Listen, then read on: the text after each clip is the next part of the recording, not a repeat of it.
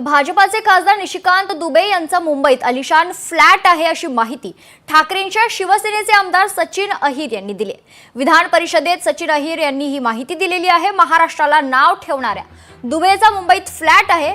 खार पश्चिमेतील झुलेला अपार्टमेंटमध्ये फ्लॅट असल्याची माहिती समोर येते। 2009 मध्ये मुंबईत दुबेकडून फ्लॅटची खरेदी करण्यात आली, तर दुबेनं मुंबईतील फ्लॅट भाड्यानं दिल्याची देखील माहिती सचिन अहिर यांनी दिली आहे।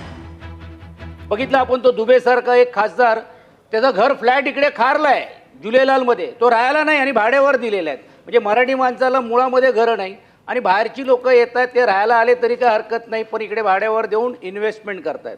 म्हणून सभापती महोदय, माझा स्पेसिफिक प्रश्न असा आहे, खाजगी जमिनीवरती नाही, पण जिकडे इकडे रिडेव्हलपमेंट होत आहे, जिकडे इकडे शासनाचा फायदा मिळतोय, शासनात टाकू शकते ना की बा एवढं, जसं आपण 5% 10% इतर लोकांना आरक्षण करतो तसं तुम्ही आरक्षण टाका। निशिकांत दुबे हा मोठ्या मोठ्या उद्योगपतींचा दलाल आहे। माझ्याबरोबर 2 टर्म त्या ठिकाणी तो खासदार होता आणि मला माहीत आहे दिल्लीमध्ये राहतो तो, झारखंडला पण राहत नाही आहे। झारखंडमध्ये निवडून येतो पण दिल्लीमध्ये राहतो आणि मुंबईत घर असेल तर त्या ठिकाणी आमचे शिवसैनिक त्याचा समाचार घेतीलच।